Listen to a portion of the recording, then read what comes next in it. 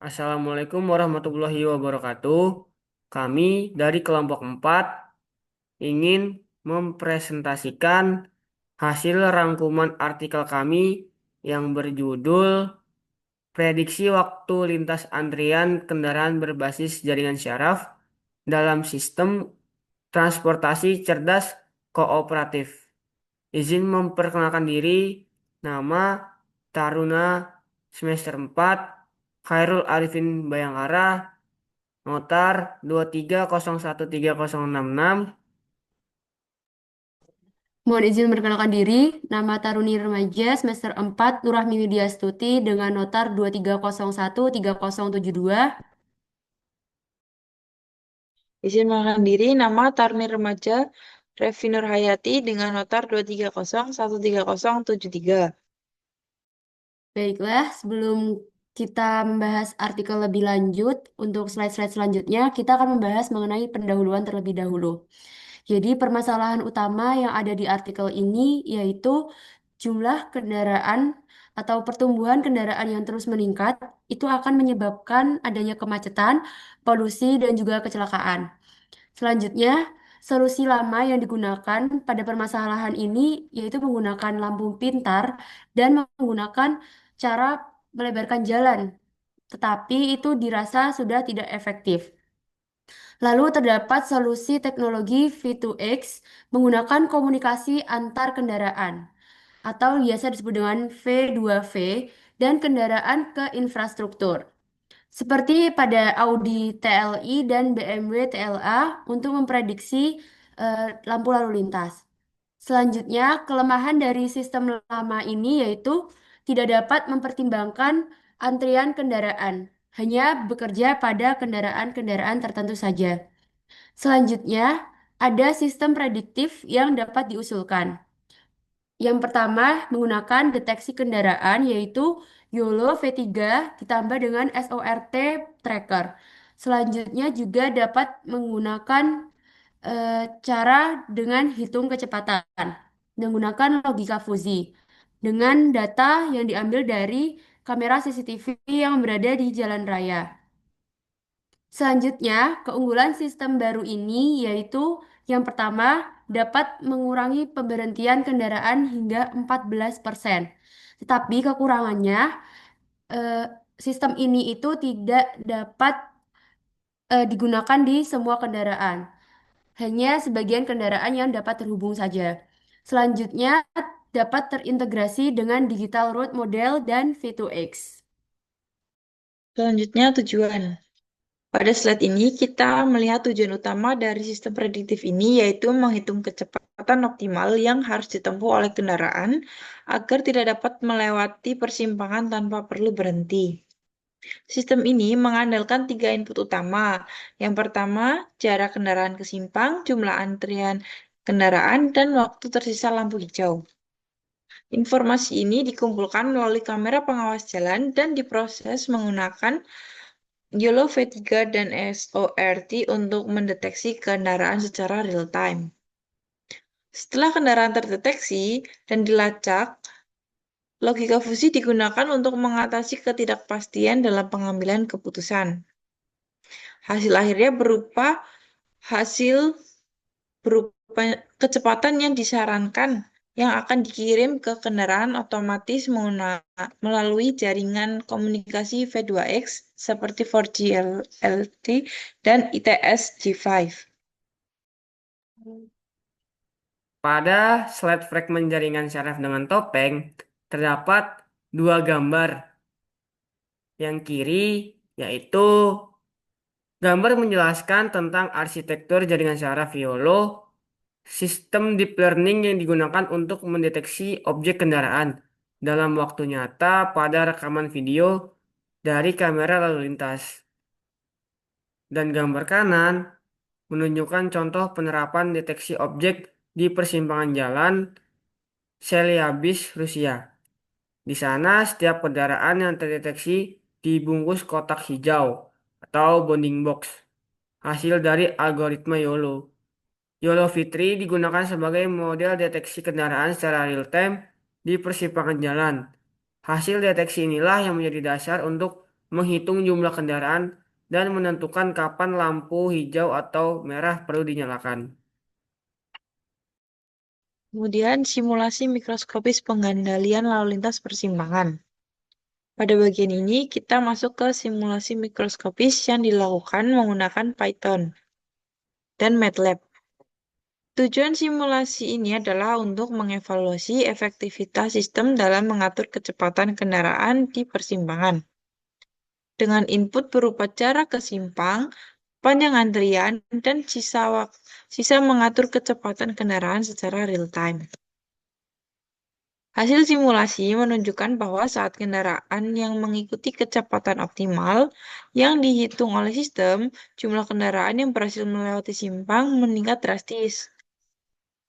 Bahkan jika hanya sebagian kecil kendaraan yang mematuhi syarat kecepatan, hasilnya tetap menunjukkan peningkatan efisiensi lalu lintas secara keseluruhan. Baik, di slide ini kita akan menjelaskan mengenai pemodelan matematis pergerakan kendaraan berbasis metode logika fuzi. Kita tahu bahwa lalu lintas itu bersifat acak dan juga tidak pasti, sehingga cocok menggunakan logika fuzi itu sendiri. Dengan tujuan untuk menangani ketidakpastian atau ambiguitas. Lalu, logika fuzi juga digunakan untuk mengatur kecepatan kendaraan agar bisa melewati simpang tanpa berhenti. Lalu juga digunakan algoritma Mamdani sebagai dasar interferensi fuzi itu sendiri. Nah, variabel input utama dari logika fuzi ini yaitu eh, jumlah mobil dalam antrian, lalu juga jarak kendaraan ke persimpangan, dan juga persentase kendaraan besar. Outputnya, kecepatan yang disarankan oleh logika fuzi ini sendiri yaitu dengan kecepatan optimal dari 0 hingga 60 kilometer per jam. Lalu tujuan dari logika fuzi ini yaitu untuk meningkatkan efisiensi lalu lintas dan juga mengurangi keterlambatan terutama saat arus tinggi atau dalam kondisi padat. Nah, selanjutnya di sini juga ada sistem prediktif berbasis kamera, jaringan saraf, dan logika fuzi itu sendiri. Jadi di sini itu kegunaan-kegunaan mereka itu sangat diperlukan karena yang pertama untuk menghitung kecepatan optimal agar kendaraan dapat melewati persimpangan tanpa berhenti sehingga mengurangi pemberhentian dan meningkatkan kapasitas lalu lintas. Selanjutnya, yang kedua yaitu kecepatan optimal dihitung berdasarkan data antrian kendaraan dan sinyal lalu lintas itu sendiri. Lalu dikirim ke kendaraan melalui komunikasi V2X.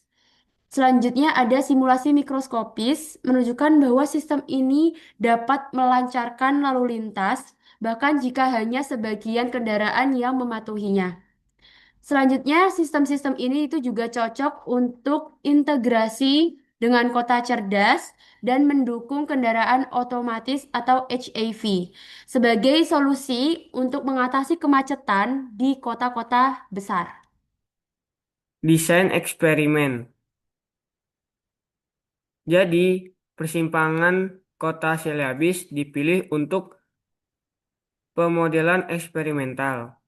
Di sini terdapat dua simpang berbeda. Yang pertama, simpang yang dipasang oleh dua apil, dan yang kedua adalah simpang yang dipasang oleh empat apil. Bedanya apa? Bedanya, simpang yang dipasang oleh dua apil yaitu menggunakan perhitungan dua fase, dan yang empat apil menggunakan perhitungan empat fase. Analoginya seperti ini. Apabila kendaraan dari salah satu ruas lebih banyak antrian volumenya, itu akan mendapat prioritas lampu berwarna hijau. Dihitung dari mana? Dihitung dari sistem YOLO pada bounding box. Standar perhitungan fase sudah tidak relevan karena dinilai langsung dari kepadatan pada salah satu simpang jalan. Baik, di slide ini kita akan membahas mengenai hasil-hasil dari pemodelan. Yang pertama ada pendekatan dan metode.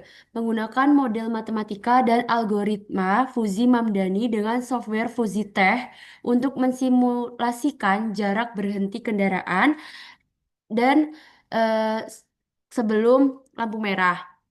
Ini bisa diulang nggak, Drul? Ya udah.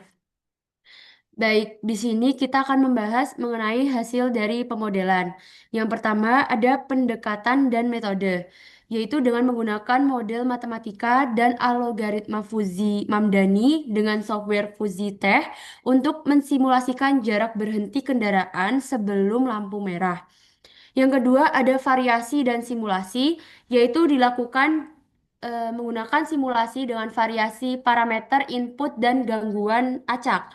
Menggunakan logika fuzzy untuk menangani ketidakpastian di lingkungan tersebut.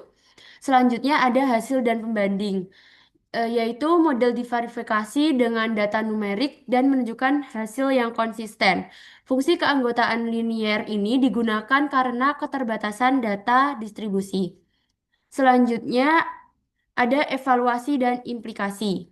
Fuzi logik ternyata terbukti mampu menjelaskan pengaruh acak dan lingkungan, serta berpotensi besar diterapkan di sistem lalu lintas di masa yang akan datang.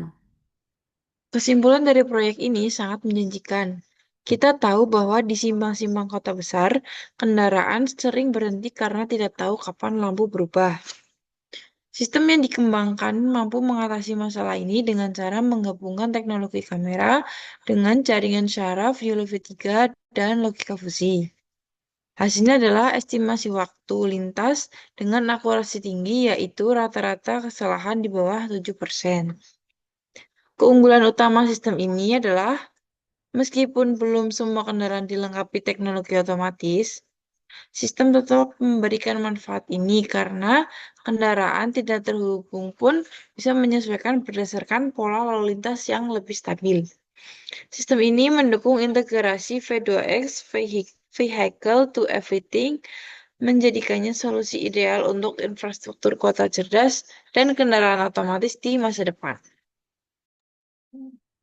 Nah, eh, pada tahap kesimpulan ini, kami memiliki beberapa critical thinking, yaitu yang ingin kami tanyakan namun belum terjawab oleh peneliti. Yang pertama, bagaimana penerapan fungsi jalan minor dan mayor pada penerapan simpang cerdas? Kita tahu di persimpangan jalan ada namanya jalan prioritas dan jalan utama. Nah, gimana nih sistem bisa mendeteksi atau memprioritaskan mana yang lebih dulu hijau, mana yang lebih dulu merah dengan fungsi jalan tersebut. Yang kedua, bagaimana sistem merespon kendaraan prioritas seperti ambulan, pemadam, dan lain-lain. Bagaimana jika terjadi suatu kendaraan yang kondisinya darurat untuk menunjang keselamatan, butuh prioritas utama untuk kelancaran jalan. Bagaimana sistem bisa merespon atau melihat dari situasi lampu apel tersebut. Gue yang buka soalnya. Mungkin cukup sekian paparan yang bisa dapat mungkin cukup sekian presentasi yang dapat kami sampaikan. Kurang lebihnya mohon maaf. Wassalamualaikum warahmatullahi wabarakatuh.